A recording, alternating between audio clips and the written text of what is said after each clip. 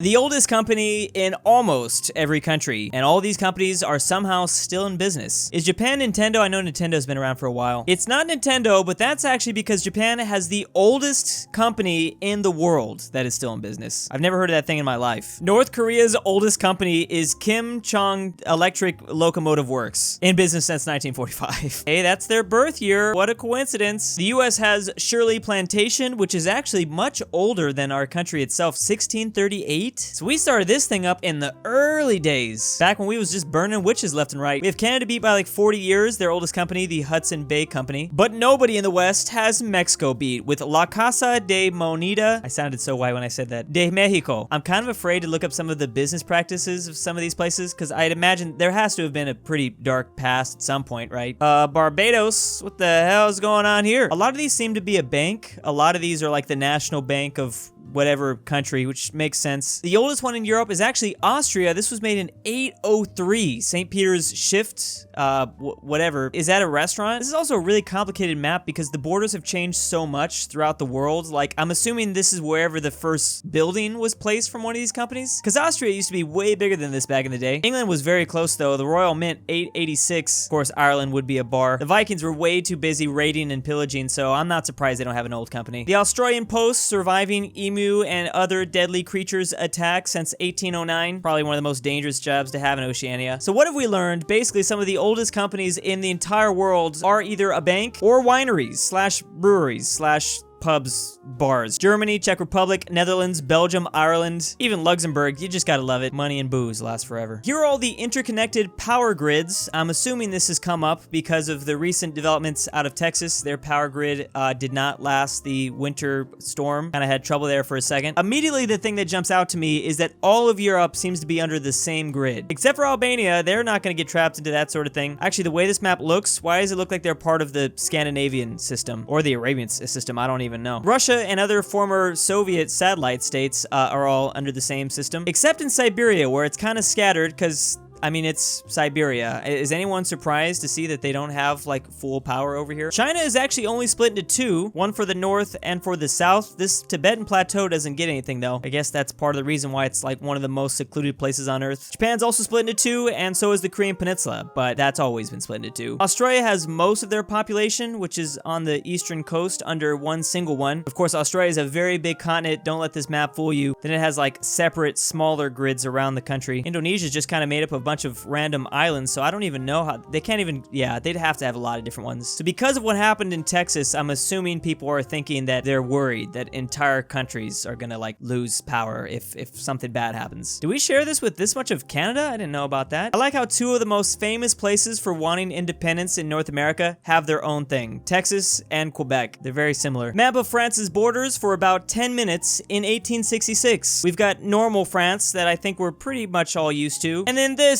randomly a bunch of like Italian territory, right? I want to say, at least in terms of time, this has got to be some of the shortest borders to ever have existed, but there's got to be something that only lasted for like 5 minutes, right? A 5-minute man. But if this had something to do with Italian unification, this was around the time Italy was like, hey, we should probably just become one big country. Something kind of wonky happened here, but all right. Next time people complain about unrealistic border gore, I'm just going to show them this. What first level subdivisions are called? Or in other words, what do other countries in America call their states? In the US, we call them states. In Canada, they call them provinces. Mexico has states as well. I actually kind of knew that. And I've always heard of the term the United States of Brazil. So I guess that's why they also use the term states. The blue countries call their small territory departments, which I've never heard of before. A lot of Central America, Colombia, Bolivia. Why am I thinking of like J.C. Penney's and other department stores when you call it that? These yellow countries actually seem like the most normal to call their smaller zones within the country. Those are just regions. Why does that make the most sense to me, but only 3 countries do it in America? Orange is districts, which a lot of people in the Caribbean do that, and the rest are just things that I've never heard anyone refer to before. I like it's complicated, which I believe is only used by this island off Venezuela. We're gonna go one level deeper into this lore and talk about when each US county was created. Counties are underneath states, at least in the US. Now I want to know what other nations call their counties. Unsurprisingly, because the US was settled from east to west, all of these counties were made in like the 1600s 1800s. And in California, all these green ones were made in like 1850 to 1875. However, with these dark blues, these counties were made somewhere within the last 100 years. Alaska and Hawaii shouldn't be surprising because those are relatively new states. But what the hell were we doing over here? I understand there's not a lot of people over here, but why did we not have counties before? And especially Oklahoma? The biggest mystery to me is Florida, though. These are some massive counties, very populated, but a lot of these were only just recently drawn, at least compared to the rest of the map. I'm assuming the logic behind all this is that when a county gets too big in terms of population, they probably redraw them, allocate resources better. I'm kind of finding it interesting to see the oldest and most western county that was made. It seems to be in Illinois and in Mississippi. These 4 were made before the 1800s, but how did they get so far out? Were there like some disgusting US borders for a second? I'm pretty sure the US did not have just the 13 colonies and this little dot. They probably had all the land, but they only said, okay, this is a county, everything else is just barren wasteland. They weren't gonna go through the hassle of naming it. Baby girl names in the US compared to the UK in the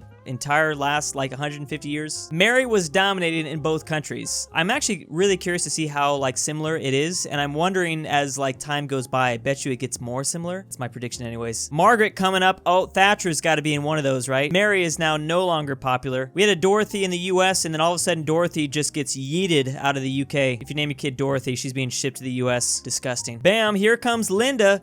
She's in the top of the charts, but there are no Lindas. Oh, here comes Linda. Okay, so it took like 5 years for the UK to catch up, but now Lindas start popping up everywhere. Patricia! Bam. Lisa is now by far the most popular name in the 1960s. Lisa, once again, it kind of starts catching up to the UK. Then it's Jennifer, and a couple years later, I'm just going to predict it, and then there's Jennifer a few, like 10 years later. Are we noticing it from the opposite spectrum? I mean, in the UK, we got Rebecca and Laura, or Lauren. Yeah, it sometimes happens in the opposite way, too. Oh, there are 2 Emilys. Oh no, not the girl Emily. Oh no, not Emily's. Olivia is right now currently the most popular name in both countries. I've always wanted to see a map like this. I don't know why it's taken so long. Active duty military personnel per capita. So this is based on like percentage of people already living in this state. That's why California is not just dominating. Alaska and Hawaii makes sense. They're on like our western borders. You're gonna probably station a lot there. And then Virginia, because Virginia's got that huge military base, right? Actually, both these states. Why do we have so much in North Dakota? Are we worried about Canada? Is there something they're not telling us up there? Them leaf lovers are up to something, aren't they? I always talk about how weird our US system is because we do month, day, and year. That doesn't make sense to me. When worldwide they do day, month, year, but then when you add time to it, it goes hour, minute, second. That seems a little odd, I will say. Australia/India does day, month, year, but then hour, minute, second, and then AM/PM, because they don't do military time, I guess. No, can you really blame them though? I mean, everything's upside down. It's fine, guys. Do whatever. I'm just glad that you're, in general, keeping track of time. Parts of Spain, I feel like almost have the perfect system, but according to this, East Asia does it the right way. Year, month, day, AM, PM, hour, minute, second. That's kind of strange to put the year first, though. That feels odd to me, not gonna lie. This is a funny map because it's really not that fascinating. It's like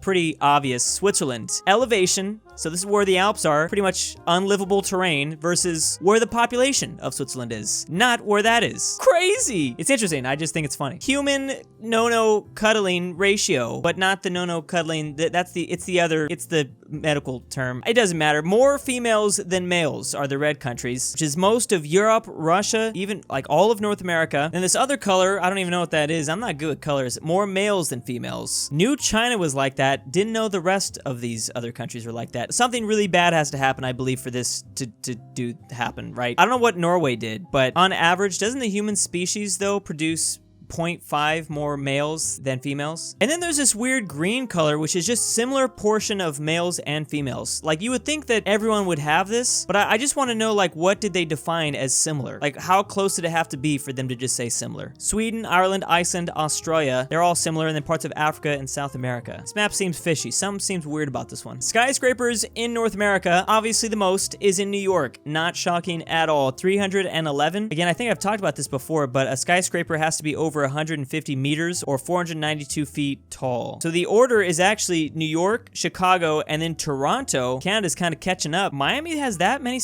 I would not expect Miami to be the 4th most skyscrapers in all of North America. And then what's even more surprising is Panama City. Maybe I've never seen a picture of Panama City, but I don't imagine big buildings really when I think of Panama City. Wow, it looks exactly like Miami to me. It's giving me a lot of like Florida, Miami vibes. Damn, this place looks nice. How have I never discovered this before? Who is gonna tell me this? I'm assuming it's because it's such a popular destination for like every single boat that wants to go through the Western Hemisphere. Is that why they built it up so much? Houston is beating Los Angeles. We only have 30 skyscrapers in LA. I know we don't have much, but 30? Actually, now that I think about it, I don't even know if I can count 30. I feel like we got like 5. Another map talking about the winter storm that hit Texas. Back when that happened, there were areas of southern Texas that experienced colder temperatures than parts of Alaska. During the second week of February, cold air descended from the Arctic and covered much of North America with temperatures below freezing. This is not an area you would expect. I mean, a lot of Texas is really dry. I mean, specifically this area. You would not imagine something like that would get that cold. Of course, some of the only places saved from this is California and Florida. Like, how does that always happen? Decoding the stars, visualizing the message in Perseverance parachutes. So this was the Mars rover that they just landed. This parachute apparently had a meaning behind it. I don't know how they come up with this. I don't know what they're using here, but it says, dare mighty things. And then it says 33 days, 10 minutes, 57 seconds. I'd expect there's probably a lot more things that hold a lot of significance in general. Crazy to see even the parachute is being used for something interesting like this. Map of what would become Paris in 508. Why does, to me, it kind of looks like that Inception effect, like the map folds and the map's gonna like fold on top. You see that? Why is this giving me like a 3D look to it? Yep, there's the famous river. There's always gotta be a good river to build on. I present to you the worst map projection ever, the Hotine oblique projection. Is this a Greenland-centric map? Because it looks like that means that's kind of the most in the center, or actually Iceland. Normally in most flat map projections, that is, we put the UK in the center. This is really horrible to look at. What happened to South America? Why? I can't even read this. I don't know if this is a joke, but I read that this is specifically for people that want to sail from Greenland to Argentina, but they might have dropped acid during the process. Literacy rate by age group. Top map is 15 to 24. The bottom map is age 65 plus. So a lot of older folks in certain areas of the world don't know how to read, but the younger generations do, or at least it's getting better. I actually didn't know it was getting this much better. I mean, obviously there's some more work to be done, but I mean, a lot of places are at least in the 70 to 80%. Someone actually made a satellite map of the fictional island of Lost, the TV show Lost. I loved Lost. I was super addicted to this show, and obviously it's the way I see it, because obviously people didn't like the ending. It's about the journey, okay? It was about the journey with that one. Just another big TV show that kind of had like a bad ending though. That kind of sucks. I don't know where or how they got this information. I know there's like a giant Lost lore. Actually, during the final season, I remember some college was teaching a class about Lost, which sounds hilarious now because of how bad a lot of people see it, but someone actually went through the time to organize and locate everything. I'll always love that show though. It'll always be like my top 3 favorite shows of all time. Heart attack symptoms, men versus women. I didn't know that men versus women have different heart attack symptoms. Men will vomit and have nausea. Actually, both will. Both have problems with their jaw or neck. A lot of the times it looks like the ladies have the same symptoms as men, but they have actually a little bit more, which maybe is a good sign, because like at least you'd kind of know, you'd have more things to go off of to determine what was going on. So they could faint, have indigestion, or extreme fatigue. I mean, I'm assuming it's always going to be bad, but